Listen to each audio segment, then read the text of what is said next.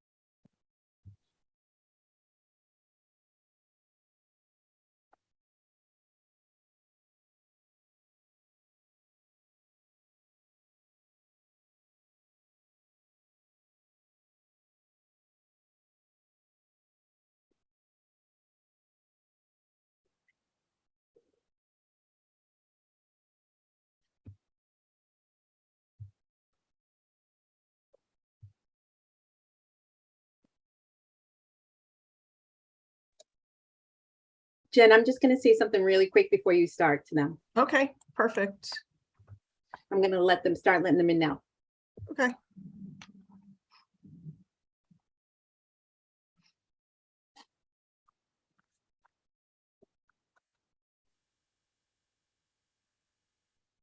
Hi, everyone. Welcome, and don't forget to put your name in the chat for attendance.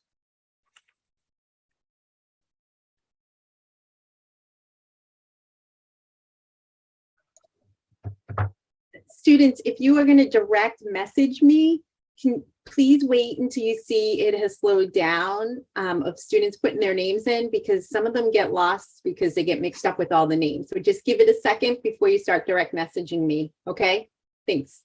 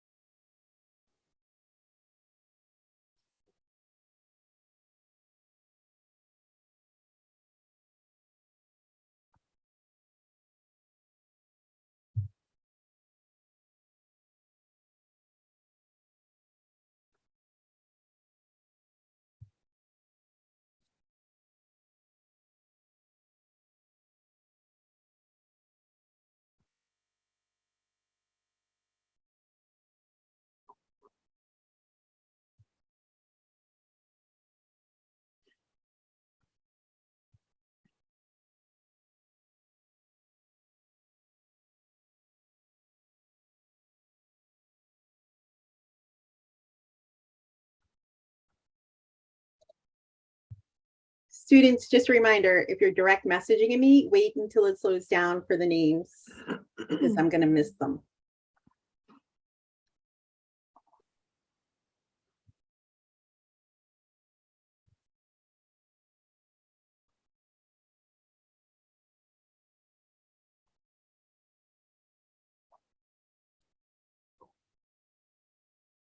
We're missing quite a few. I wonder if one of the classes hasn't quite finished yet.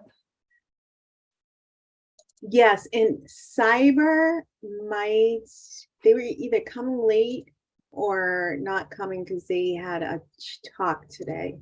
So we might be missing cyber.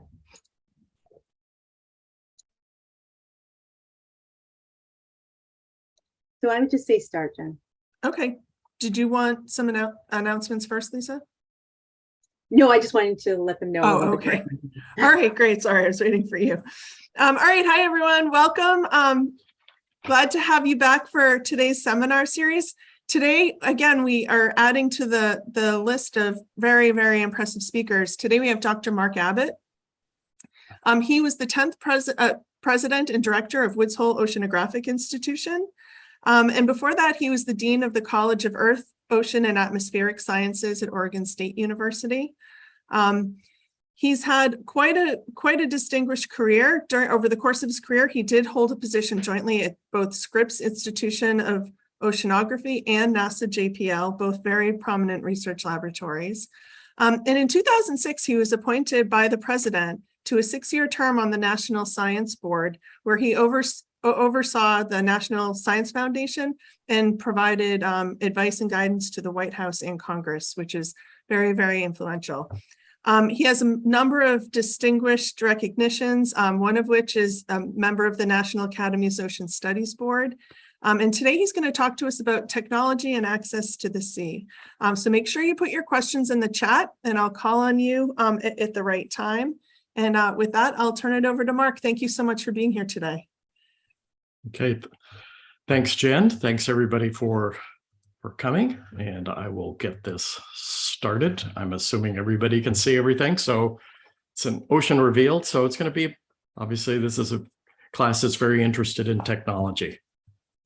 So when we talk about climate change, oftentimes even scientists forget we're really talking ocean change. And in fact, the Paris Accord, I think the word ocean was barely mentioned, but clearly now it's getting more and more prominence. This is just showing the global heat content and its increase over the last 60 years. A lot of the heat that's being trapped by the atmosphere is going into the ocean. But we also know that there are other things that, not just carbon dioxide. We call this sometimes it's evil twin, which is we're lowering the pH of the ocean. Doesn't look like a lot there. It is a logarithmic scale, as you know, but for a lot of marine creatures, pH is really important at particular stages of their life in their ability to form a shell or what have you. So it's clearly something that we worry about a lot with the ocean. Many of you know we're seeing less and less sea ice. It wanders around this is just through 2019. Some years it's gone up a little bit, but there's definitely more open ocean in the Arctic, particularly sort of the minimum extent of sea ice is usually in September. So in a couple of months, we'll see how we did in 2022. That is clearly influencing not only the Arctic Ocean and the associated ecosystems there, but it affects our weather, particularly in the Northern Hemisphere, as the ocean is able to communicate with the atmosphere. And we're seeing less and less oxygen. Some of this is because as the ocean warms up, it becomes more stratified, i.e. warmer at the surface, less mixing and overturning and refreshing the deep water with oxygen, but also particularly you can see around coastlines as we add nutrients, we stimulate phytoplankton growth, they sink and decay and use up oxygen. And so we're seeing what areas that are normally low oxygen, like around the equator, expanding. And so we're seeing this change as well. But it isn't just the physics, chemistry, and biology that's changing. The way we interact with our ocean is changing globally as well. This is just a map chart over the last 70 years of global marine fish stocks. And you can see that more and more fisheries are entering into the either collapsed or fully exploited side as fishing fleets go farther and farther afield and exploit more and more species that it used to be those weren't the ones we were going after. So that, as you might imagine, is not only affecting those stocks, but the ecosystem underneath that as well. And we're beginning to see nations move from basically wild harvest to aquaculture. And we're beginning to see aquaculture production as a source of fish protein becoming almost as important as wild catch. Right now, most of that is either right on shore, some is on land in pools, but we're starting to see some nations talk about open sea aquaculture because of trying to minimize environmental impact. And I should say that there are a lot of economic links to the ocean. Sometimes we forget this, that most goods and transport on the ocean, certainly over the last couple of years during the pandemic, you've certainly seen a lot of disruptions in the shipping traffic, but you can see that most of the areas that we transport, most of the goods and services go across the Atlantic, the Pacific, and around the Indian Ocean as well. So, and then sometimes you forget, those of us who are geeks understand that most of the world's data moves on seafloor cables. Companies are expanding the numbers of those cables. What's interesting is that there are attempts to now start to be able to instrument those cables to use that to act as an observing system. So the ocean plays an important role and in our activities, and we're impacting its activities as well. So oceanographers have been working on ocean problems really starting in the sort of the early 20th centuries beyond the sort of initial round the world cruises like the HMS Challenger from the United Kingdom. This is 3 script ships, or Hui ships, sorry, of my background there. The Atlantis there in the upper left was our first research vessel at Woods Hole Oceanographic built in the early 1930s. It is still in service today in Argentina as a training ship. Atlantis 2 is over there. That's a picture of it in the Black Sea. And then the present Atlantis is down there in the bottom. It's the mothership for Alvin, which was just recently certified, did its deepest dive ever, 6,400 meters. So 99% of the world's ocean is now accessible from Alvin, and Atlantis is its home base.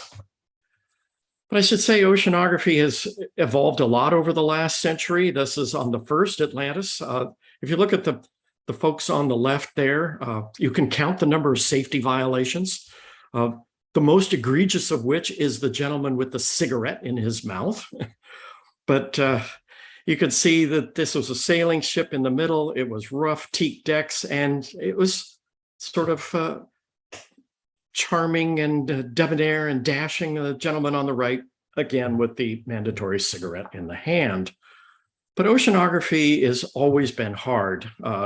Putting a mooring in the surface of the ocean and then having a weight at the bottom, 6,000 meters depth, means a lot of cable and wire. And having those moorings survive and be able to come back was a hard problem.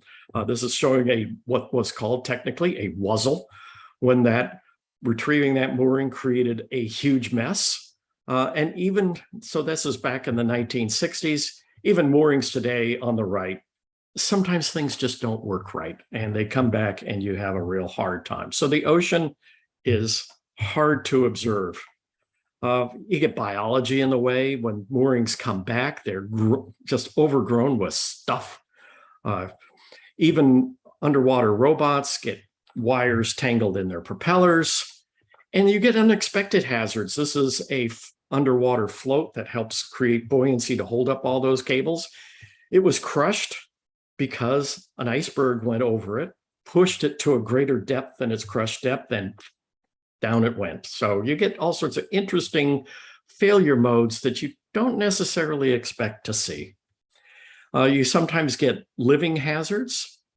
This is kind of a cute little video of an underwater robot, Remus, which is over there on the left. You can see that there's a tag on this particular great white shark that's tracking its motions. It's very curious about the electromagnetic and mechanical noises coming from this particular underwater robot, just trying to decide, what do I want to do with this? I think I'll just kind of keep taking a look at it. You know, I don't really like it that it's in my territory. It's speeding up, it's slowing down. You know, I think I'll just kind of cruise in here. Yeah, I don't know. It doesn't really look very good. And then all of a sudden, there we go. And this happens regularly, that we bring back these Remus vehicles and you can see big tooth marks on them. So sort of an interesting episode.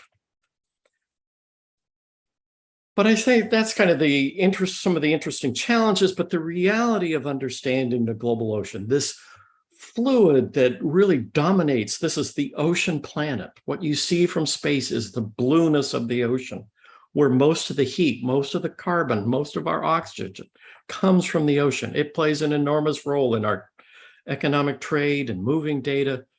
We hardly observe it at all. This is just all of the world ocean moorings.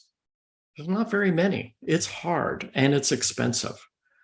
Probably the most successful global experiment are what's known as the Argo profiling systems. These are like taking soundings in the atmosphere where you're taking vertical profiles of temperature and humidity with altitude. In the ocean, we're measuring temperature and conductivity as an indicator of salinity. got roughly 4,000. This is from a few days ago, this global map. This is an international program. It's the equivalent of having 2 weather stations for an area the size of Nebraska. So those big black dots are actually little tiny profilers. So most of the world ocean is not measured.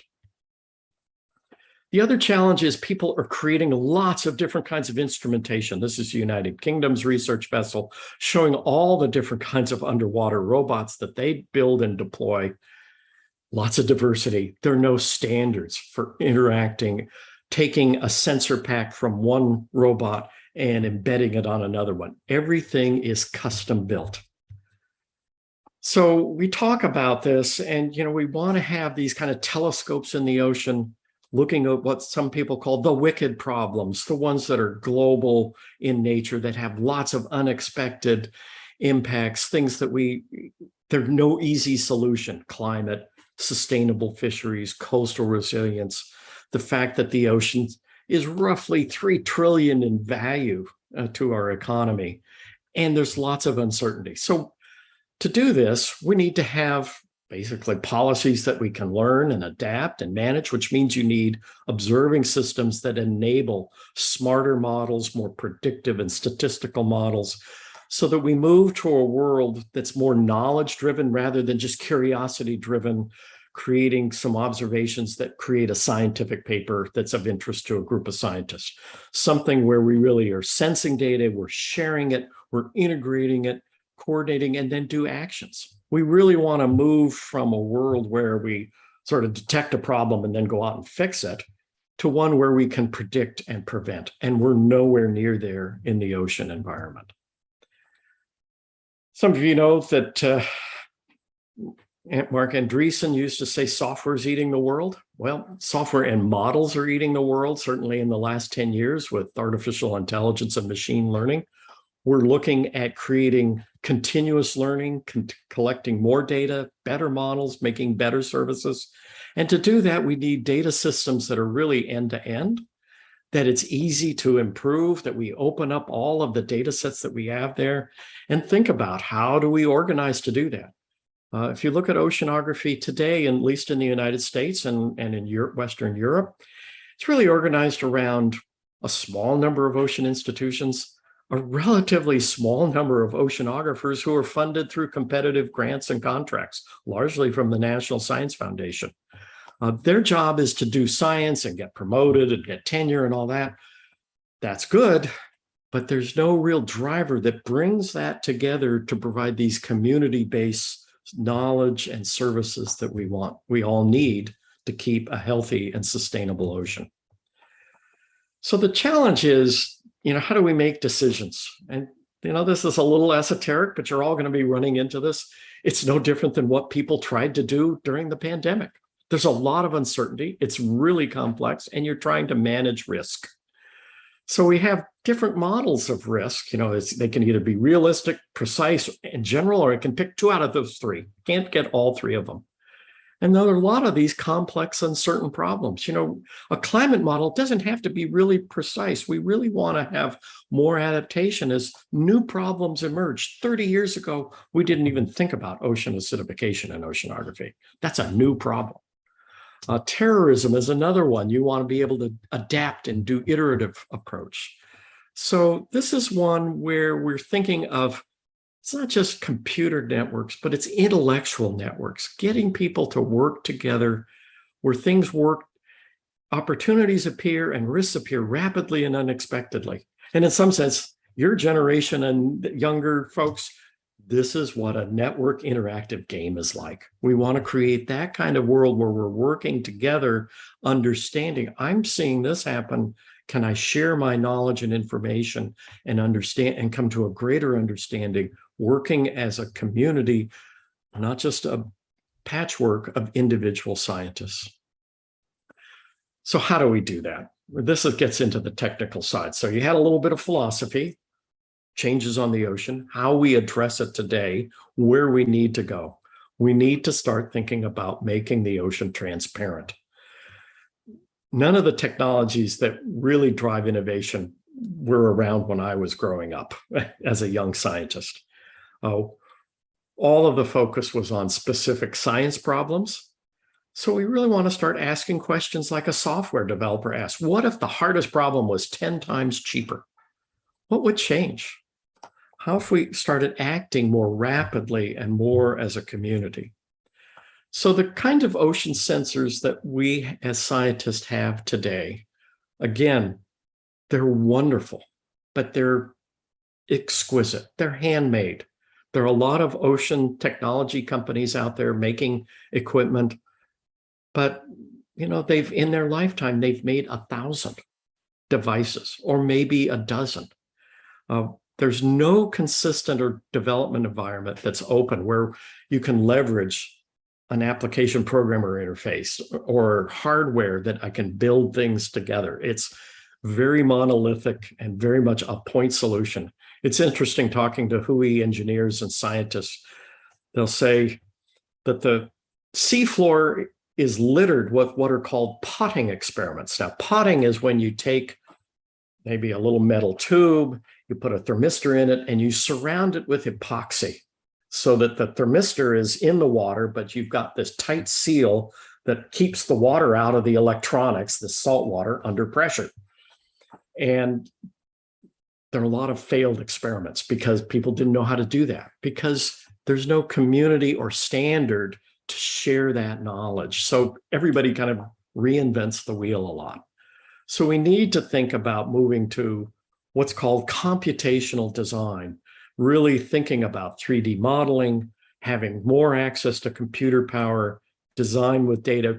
Really what we want to get to is go from bespoke, i.e. a custom made, to scale. We don't need 4,000 Argo profilers. We need 400,000. We actually probably need 4 million to get at the ocean at the scale that we need to make those kinds of predictive models that are necessary to have a healthy and sustainable ocean.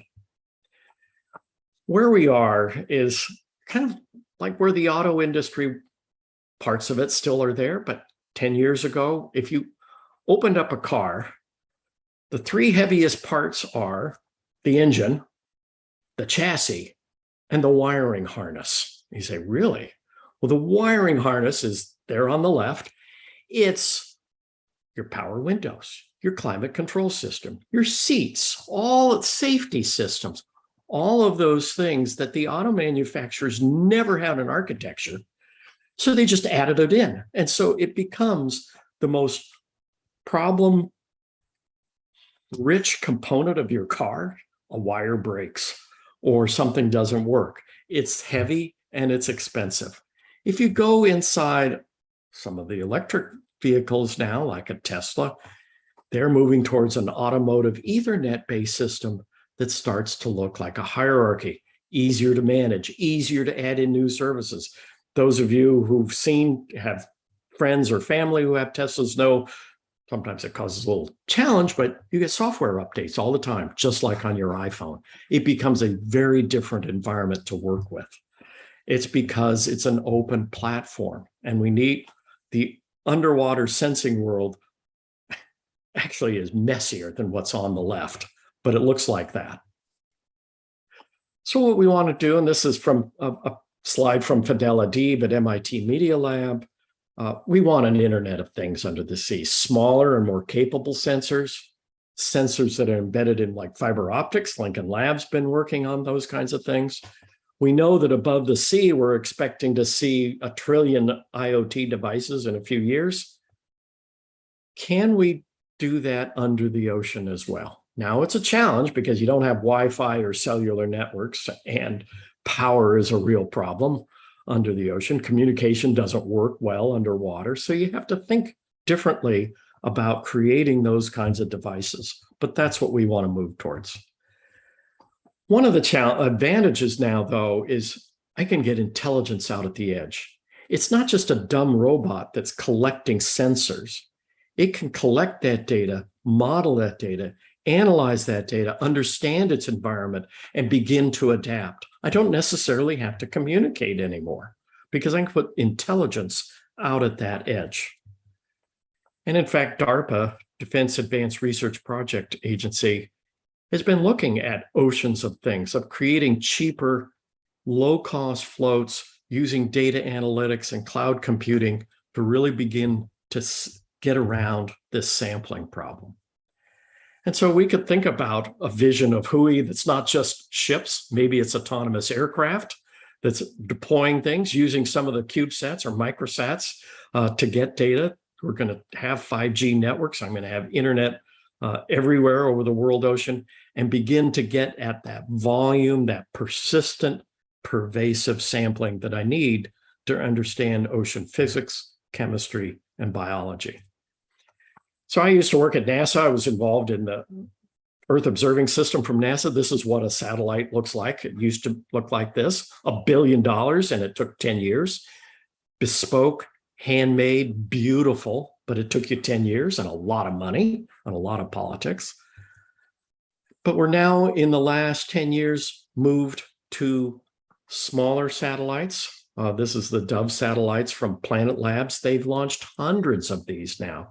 They're on like their 14th generation imaging sensor because it becomes more like a software development environment.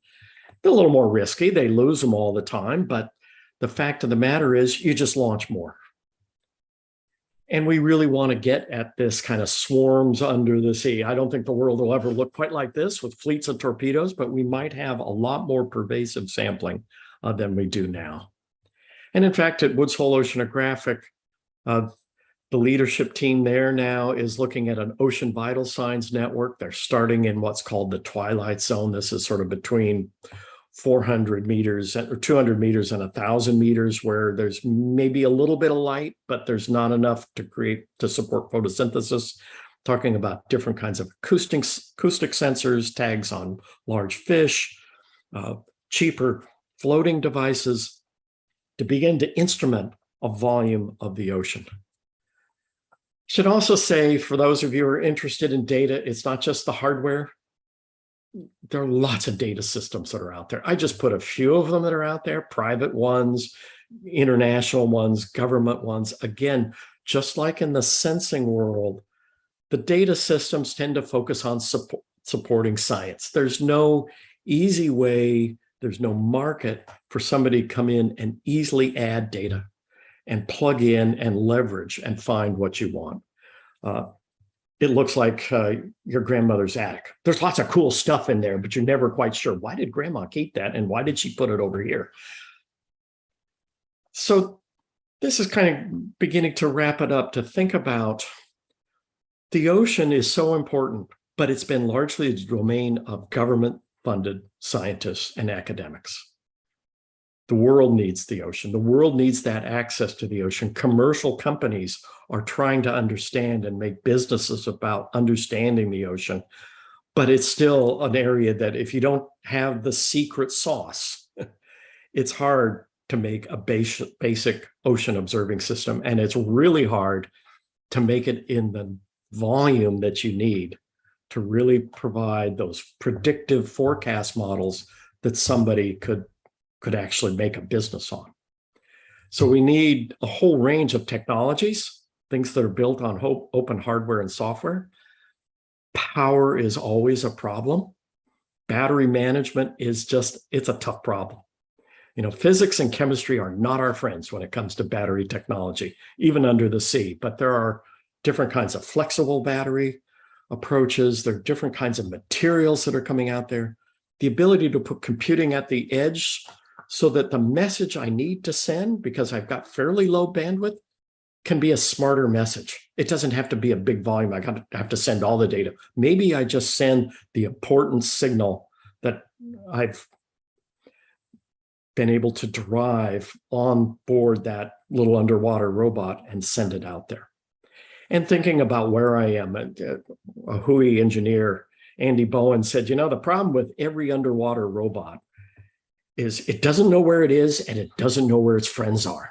The two biggest problems: it can't navigate and it can't communicate. That's something that we're thinking about. When I start to get a lot of them, maybe there are different ways to unpack that problem. But I'd say there are also some system capabilities. Getting things out to sea and back requires big, expensive ships. The Atlantis, that's a $70,000 a day ship That doesn't count the technical staff's costs. You're talking ships that cost, $150,000 a day to operate. Your tolerance for risk and failure are pretty low when it costs you that much to go there. No different than NASA. They launched billion-dollar satellites, not because they were dumb, but because the rockets were just that big and they were that expensive. And he said, I got to fill it up. I got to get all of my money's worth on that big rocket.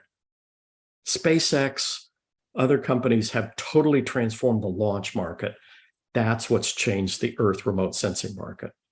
Thinking about data systems and being able to have things that I can leverage all the great ideas and technology that other peoples have developed and get into a much more rapid innovation side. So really moving from a world where I can observe, predict, and understand, where it's much more pervasive, different kinds of computer models, but deliver the knowledge and services to those who live and work with the ocean to lead to much better stewardship than we have today. But I also say, even though I'm a geek, nothing beats seeing a sunset on the back of a ship. So with that, thank you for attention, and I'm open to questions. Thanks, Mark. That was fantastic. So we do have a whole bunch of questions, and maybe we'll kick it off with talking a little bit about the data. Aishwarya, you had two questions that were sort of related. Maybe you could kick us off? Yeah, so I wanted to ask how the data is processed so that the relevant conclusions are reached, and like if there are gaps in the data due to the lack of equipment to survey the entire ocean. So yeah, how is the data processed to reach those necessary conclusions? Yeah, okay, great question. Well, different ways. Obviously, there are a lot of scientific programs where teams of researchers get out there, they write a grant proposal, they get funded, they go to sea, they collect their data, and they come back and they analyze it. So that's the standard sort of field expedition. They build and deploy their own observing systems and analyze their own data. What I think you're asking for is the more public data like Argo or some of the moorings. A lot of that comes in through government agencies like NOAA in particular. They will analyze, they will sort of clean up that data and then put it out, and it's publicly available. Now, you as a scientist have to kind of go in and have all the tools to download the data and process it and all the rest. But that's all out there. There's not, NOAA has its own sort of equivalent ocean forecasting, like the National Weather Service collects a lot of data. So that's, pretty straightforward. The trouble is that there just isn't enough of it. I think the kinds of data that people want, so for example, let's give harmful algal blooms is one of the big issues along the coast. These are, sometimes you may have heard them called red tides. West Florida has huge problem, but we get them in the Gulf of Maine off New England. Trouble is when you get them, you got to shut down the shellfish harvesting. Sometimes you have to close beaches.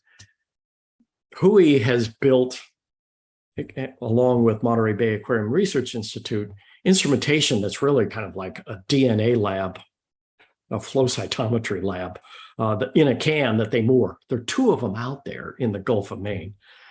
So when we get the data that says there's bad things are coming, the state of Maine has no choice but to shut down the entire coastline because we don't know where it is. It's just, we know it's out there, but we don't have the spatial resolution, and we don't get the warning early enough to really make intelligent decisions.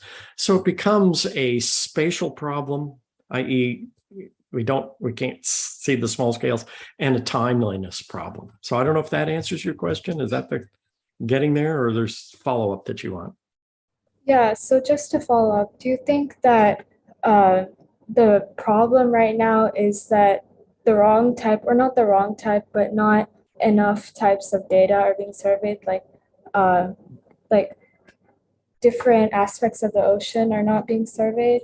Or is it that there's not a sheer amount enough of data? Yes and yes. It's very sparse.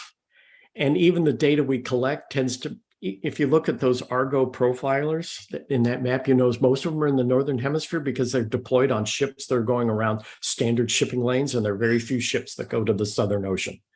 If you look at the coastlines, they deploy out in the deep ocean. And so we don't survey the coastal areas very much. So we bias our samples and we don't sample anywhere near enough. That answers my question. Thank you. Okay, thanks. Okay, so maybe we can move on to David Bai. He had a couple questions on international collaboration and data collection. David? Hi.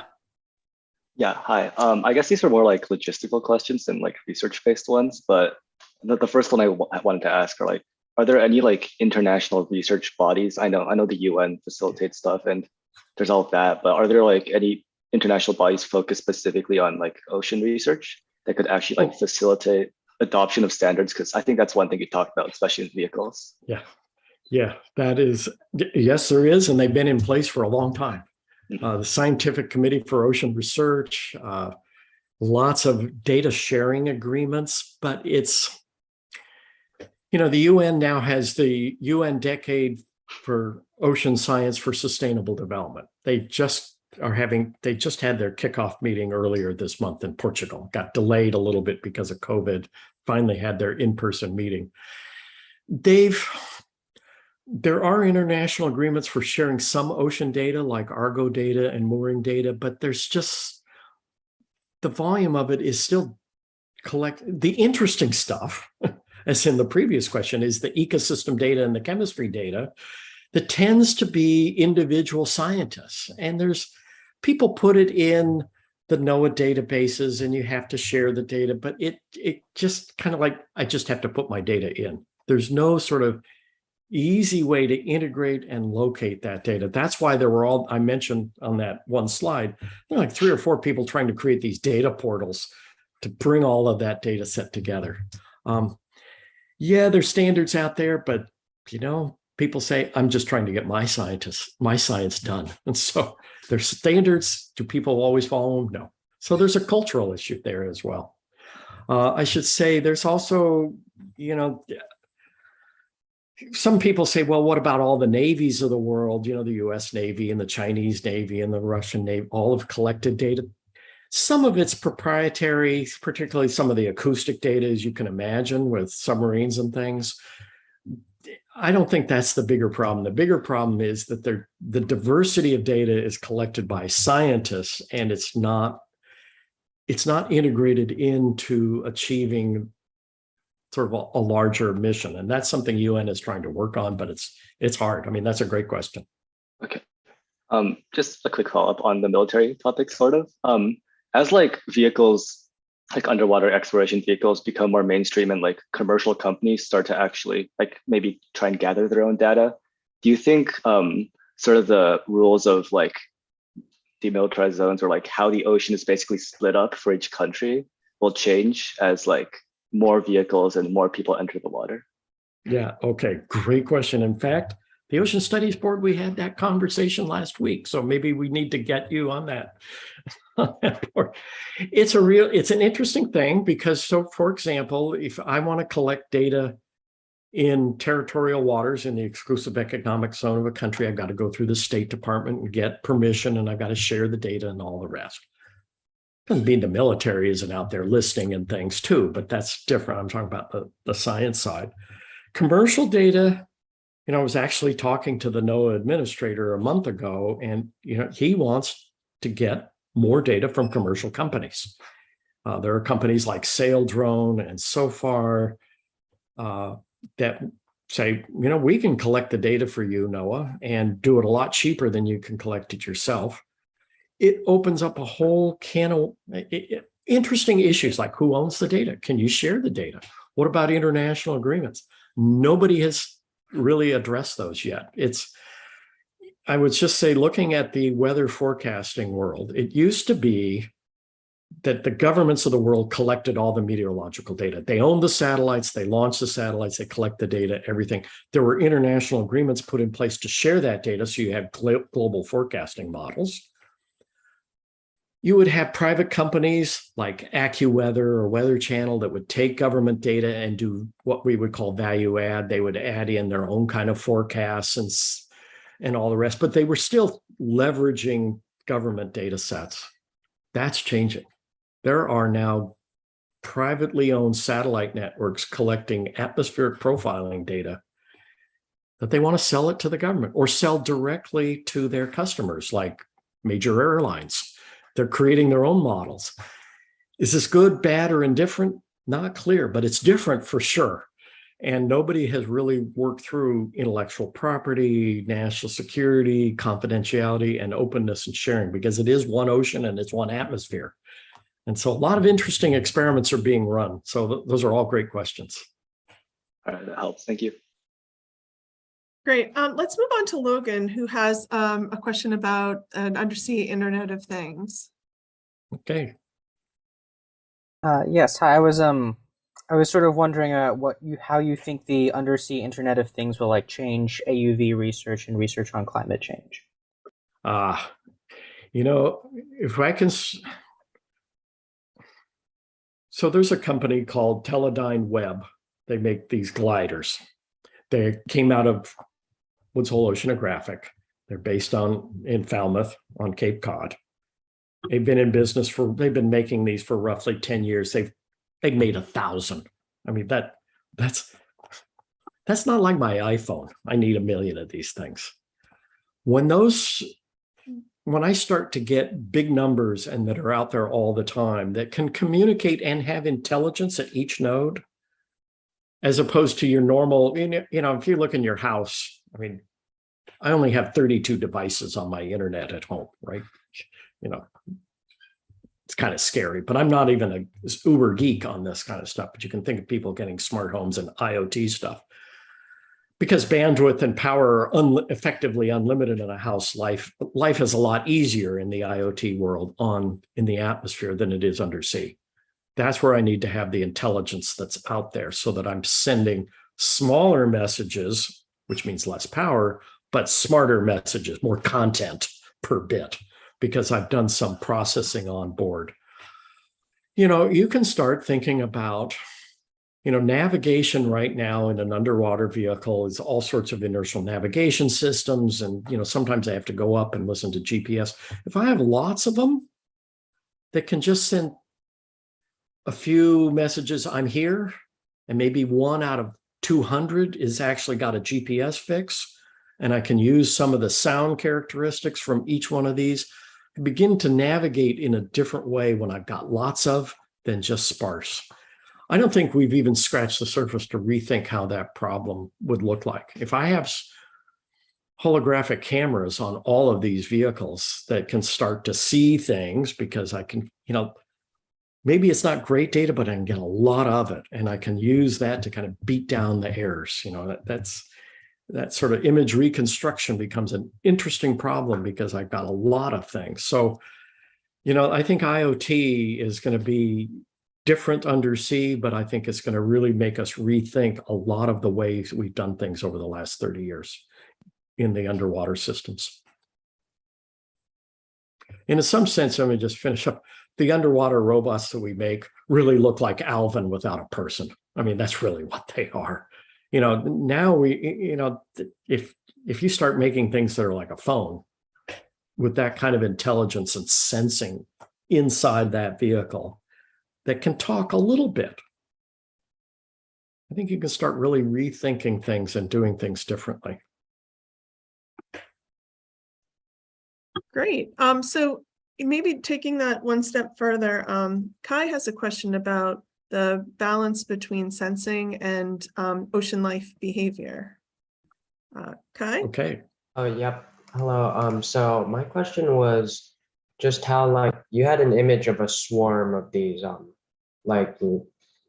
robotic undersea exploration vehicles. So how would that, you also had that video of the sharks. So if we kind of flooded the ocean with these things, how would that affect them? If animals are responding to them, if they're comfortable with just metal tubes running around their territory, similar to the way where I live in New Jersey, The deer, like they don't even bother you if you're like right next to them. So Yeah, great question. So I figure, so I put up that slide with the swarms as just kind of a joke in some sense, because I think you're probably going to talk about very different form factors.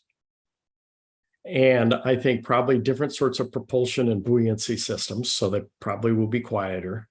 We basically built underwater, basically metal tubes with propellers on them is what they are now. But there's interesting, John Debery, I can't remember his name. He's out at Caltech, is really looking at sort of biomimetic type devices, things that actually move like organisms that are smaller. I think,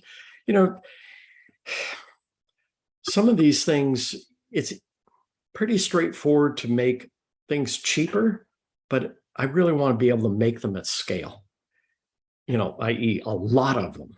I want to be able to come up with an idea Friday, build it on Monday, and deploy on Wednesday. Right now, I come up with an idea and then write a proposal, and in 2 years, maybe I'll get funded, and 2 years after that, I'll get it in the ocean.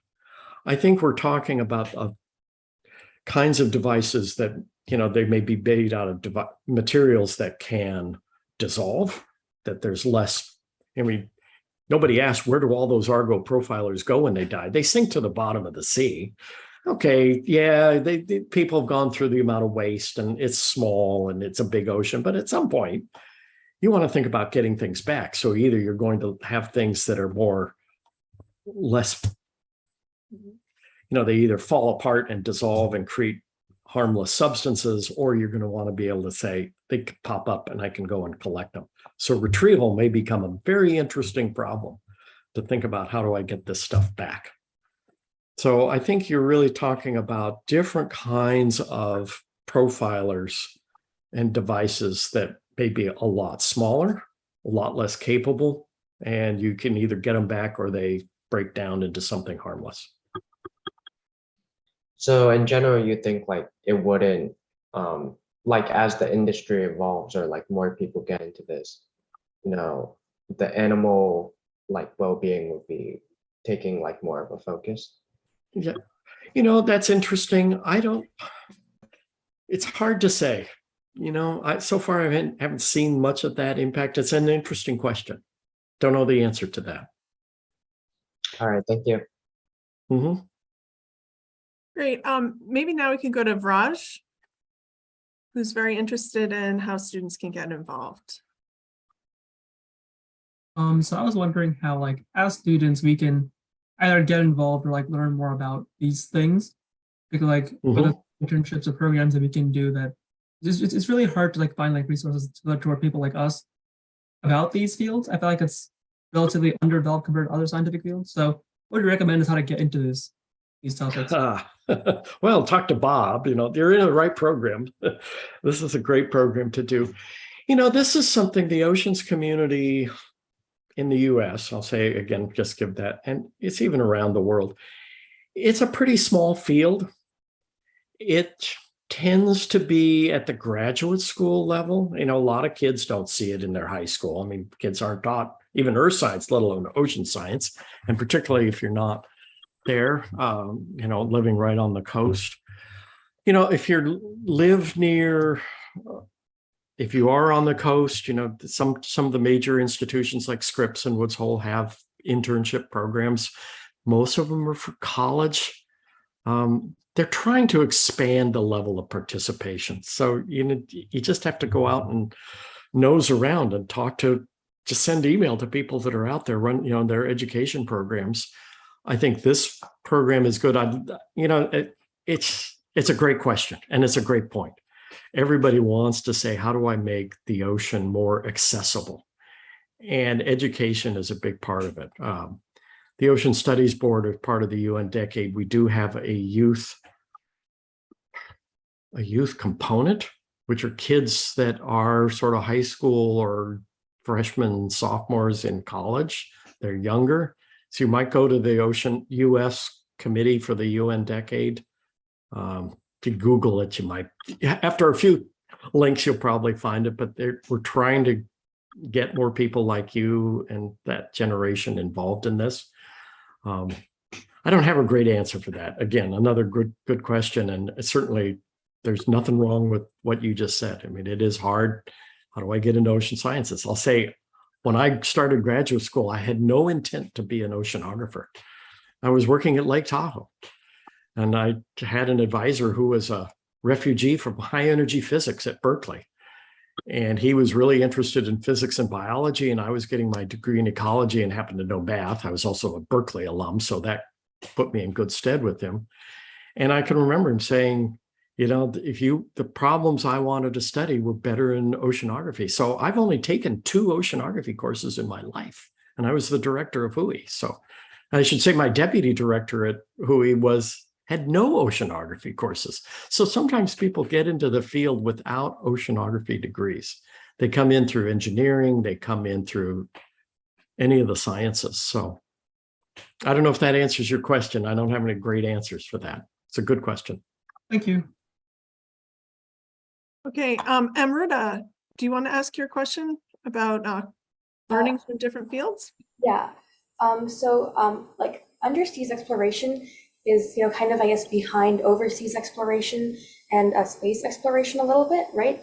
So I guess since it's a little bit behind, you kind of see the problems that these other domains have encountered, and you can kind of learn from them, I guess. So I guess, how do you kind of incorporate these problems and the lessons learned and make sure you don't make those same mistakes? Okay, you kind of broke up a little bit. So you're just looking at the space exploration and versus ocean exploration, and what were the lessons learned in the space side? I want to make sure I answer the right question. Basically, there are different types of exploration that have been done, in the past, and then clearly, like, there are a lot of lessons learned from those domains. So how do you apply that to your? Yes. Okay. So I think, great question. Ocean exploration was driven by scientific curiosity or national interest. If you look at the beginning of the 20th century, the major powers of the world decided to have ocean exploration, be it the United Kingdom or Germany or France or what have you. It was kind of a national prestige thing. At that point, for example, Scripps Institution of Oceanography started in the early 20th century. But for most ocean sciences was very much coastal. It was driven a lot by marine biology. Marine Biological Laboratory in Woods Hole was an outgrowth of Brown University, or Harvard, actually. Now it's part of the University of Chicago. It was a lot of faculty who loved to study organisms who happened to live in the ocean because you could do some interesting biology there. That started to change in the 30s and 40s as the navies of the world saw that they needed to understand the ocean, and it really took off, during and after World War II, at least particularly in this country and in Europe.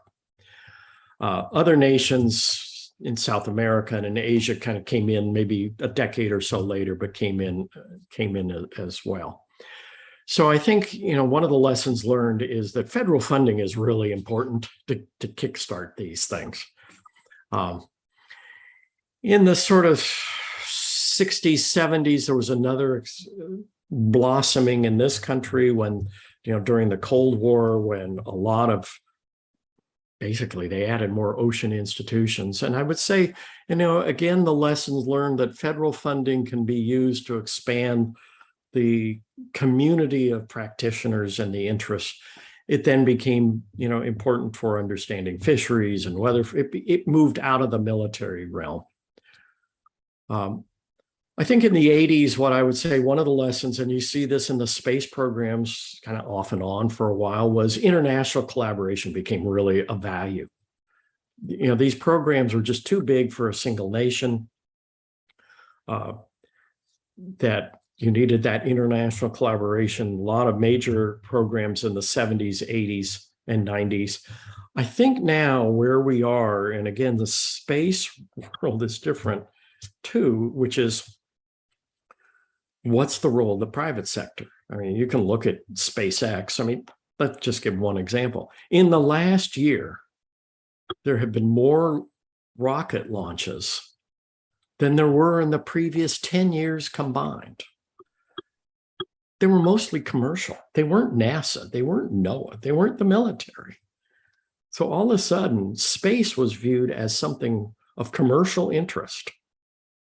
And I think that, I don't think we know the lessons learned yet, but it certainly transformed things.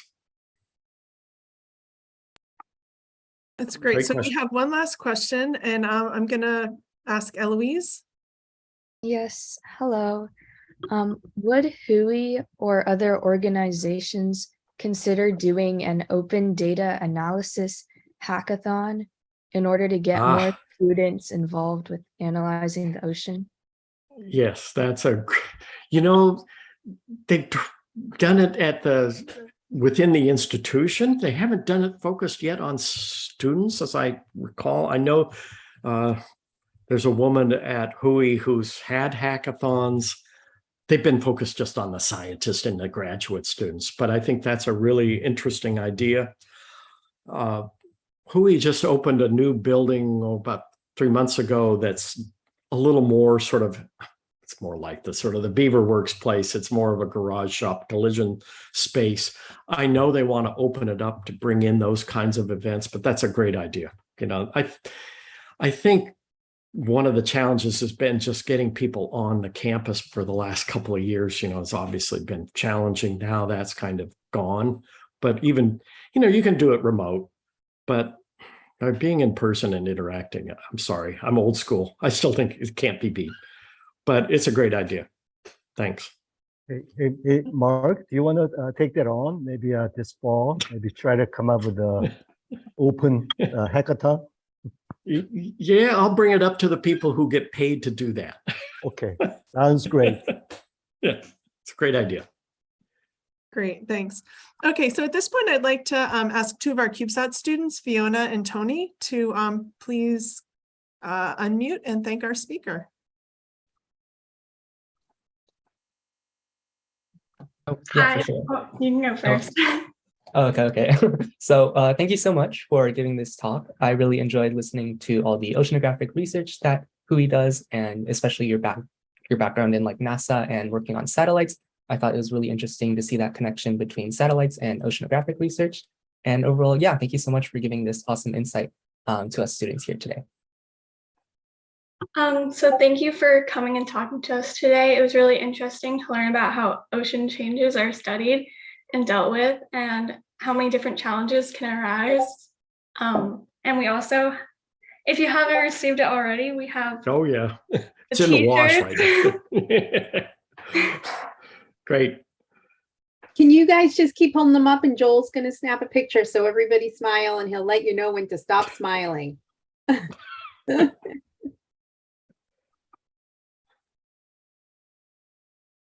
Okay, we got it. Thanks. All right. Well, Mark, thank you so much. This was a wonderful talk and great discussion and question and answer session after. Great questions. Really appreciate it. Okay, thanks. Enjoy the rest of your summer. Thanks, Bob, for inviting me. Thank you. Okay. Thank you.